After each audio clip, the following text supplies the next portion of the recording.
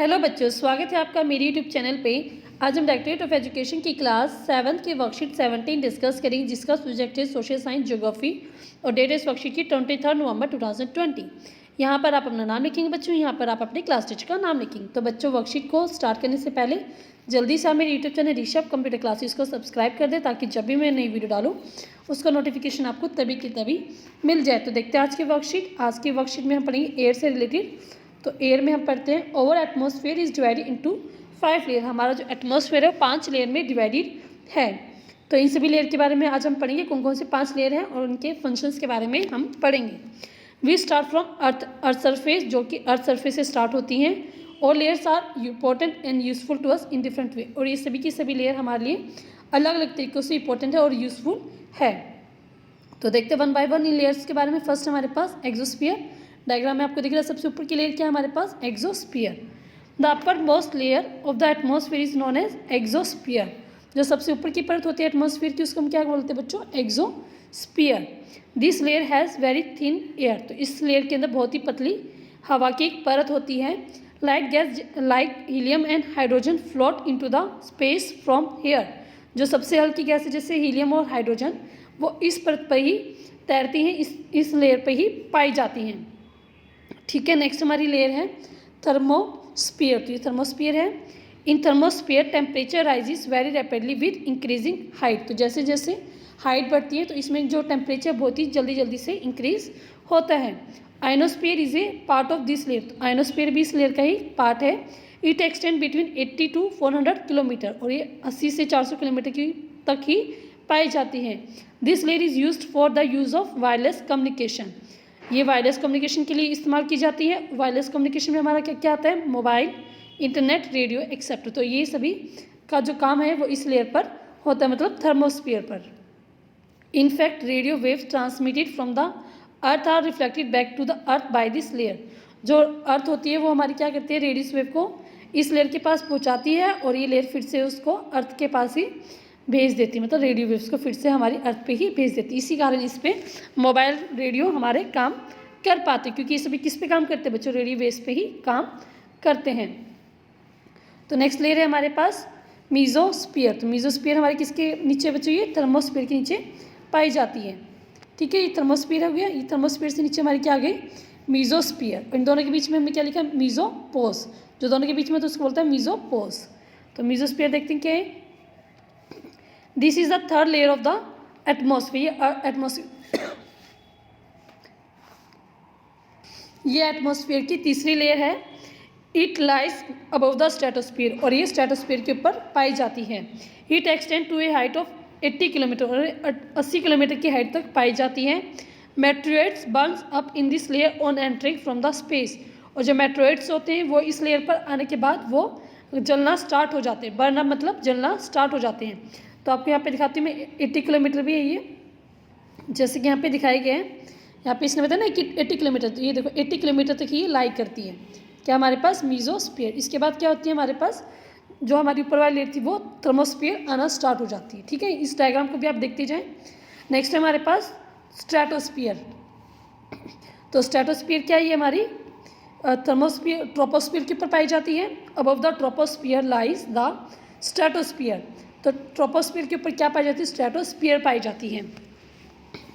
It extend to a height of 50 kilometre. और ये 50 kilometre की हाइट तक होती है। देखो ये देखो, ठीक है। तो 50 किलोमीटर की हाइट तक होती है बच्ची, ये 50 यहाँ पे आएगा। This layer is almost free from cloud and associated weather phenomena.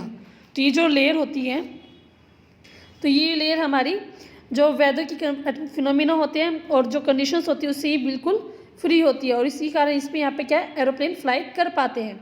One important features of stratosphere is that it contain a layer of ozone gas. और इसी स्ट्रेटोस्फीयर पे हमारी ओजोन गैस पाई जाती है। Ozone layer protect us from the harmful effect of the sun ray. और ये हमें सूर्य से आने वाली हानिकारक किरणों से हमारी रक्षा करती है। तो स्ट्रेटोस्फीयर में पाई जाती है क्या? पाई जाती है बच्चों? ओजोन गैस पाई जाती है बच्चों। ठीक है, और इसका इस्तेमाल किस लिए किया जाता है? एरोप्लेन उड़ाने के लिए किया जाता है। लास्ट हमारी वर्कशीट इसमें लेयर है हमारे पास ट्रोपोस्फियर। मैं आपको डायग्राम भी दिखा देती हूँ। इसमें स्ट्रेटोस्फियर में क्या था? देखो एरोप्लेन दिखाई दे रहा है आपको, और यहाँ पे आपको ओजोन भी दिखाई दी, ताकि आपको अच्छे से समझ में आ जाए। ठीक है, नेक्स्ट हमारे पास troposphere. Troposphere, this layer is the most important layer of the atmosphere, सबसे इंपॉर्टेंट लेयर है एटमॉस्फेयर की। It average height is 13 kilometre, और इसकी हाइट कितनी है बच्चों 13 किलोमीटर एवरेज बताई इसने, ठीक है। The air we breathe existed, जो हम सांस लेते हैं हवा में वो यहीं पे पाई जाती है। Almost all the weather phenomena like rainfall, fog, hailstorm occur in this layer, और जो वेदर की फिनोमिना होते हैं जितने भी वो सभी इस लेयर पर ही पाए जाते हैं। जैसे कि आपको दिखा रहे हैं यहाँ पे आपको माउंट एवरेस्ट दिखाई दे रहा है। माउंट एवरेस्ट आप जहाँ रहते हैं वहीं पे पाया जाता है। तो आप कहाँ रहते हैं बच्चों, ट्रोपोस्फियर पर रहते हैं, और आप इसी में सांस लेते हैं, और जो भी वेदर की फिनोमिना है वो भी इसी में होते हैं। अब हम देखेंगे इस वर्कशीट से related question sir. Write the name of the layer of atmosphere related to the pictures, तो इन लेयर्स के नाम बताने जो भी एटमॉस्फेयर की जो लेयर इन पे लाइक करती है। जैसे कि आपको एरोप्लेन उड़ता हुआ दिखाई दे रहा है, तो एरोप्लेन कौन सी लेयर पे उड़ रहा था बच्चों हमारा, तो यहाँ पे क्या था हमारा स्ट्रेटोस्फियर, दिख रहा है आपको ये लिखा है यहाँ पे फ्लाइंग एरोप्लेन, तो इसका आंसर क्या हो जाएगा बच्चों, फर्स्ट का आंसर होगा आपका स्ट्रेटोस्फियर बच्चों, ठीक है। तो नेक्स्ट देखते हैं हम, यहाँ पे आपको क्या दिखाई, मेट्रोइड्स दिखाई दे रहे हैं। मेट्रोइड्स हमारा किस में था, सेकेंड लेयर पे था। मेट्रोइड्स था हमारा थर्ड लेयर पे, मीजोस्फियर, ठीक है। तो इसका आंसर क्या होगा बच्चों, मीजोस्फियर। मेट्रोइड्स दिख रहा है आपको, ये हो गया आपका सेकंड का आंसर। नेक्स्ट हमारे पास ये पे आपको रेडियो वेव्स दिखाई दे रही है, तो रेडियो दिखाई दे रहा है। रेडियो को हमने अभी पढ़ा था किस में होता है बच्चों, ये था हमारा थर्मोस्फीयर में, ठीक है। तो आप इसके लिए हो जाएगा आपका थर्ड का आंसर थर्मोस्फीयर। मैं आपको लास्ट में सारे आंसर इकट्ठे भी दिखाऊंगी आपको। नेक्स्ट हमारे पास यहाँ पे आपको सबसे भारी परत दिखाई दे रही है, तो किसकी बात करिए बच्चों, ये आपकी सबसे ऊपर वाली परत एक्सोस्फीयर की बात की जा रही है, तो आपका फोर्थ का आंसर हो जाएगा। लास्ट है आपका ये, यहाँ पे आपको सभी जो वेदर फिनोमेना दिख रहा है, बारिश दिख रही, बादल भी दिख रहे हैं, तो ये आपकी कौन सी लेयर हो गई बच्चों, ट्रोपोस्फियर होगी, आपकी फिफ्थ लेयर हो गई। तो इनको नंबरिंग मैं आपको दोबारा से दिखा देती हूँ। तो सबसे पहले क्या आपकी स्ट्रेटोस्फियर,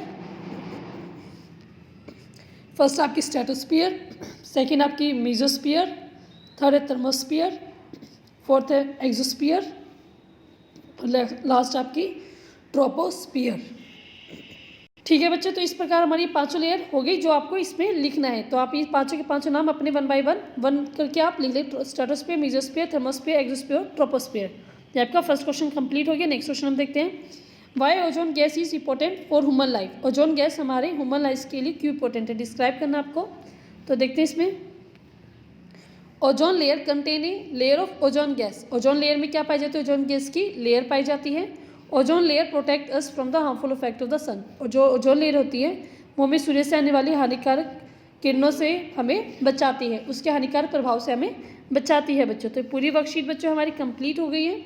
अगर आपको बच्चों ये वर्कशीट समझ में अच्छी लगी है तो इस वीडियो के लिए एक लाइक जरूर कीजिएगा, दोस्तों के साथ शेयर कीजिए मेरी वीडियो को, और जितना हो सके मेरे YouTube channel Rishabh computer classes को सब्सक्राइब करना ना भूले बच्चों, ठीक है। थैंक यू बच्चों, थैंक यू वेरी मच।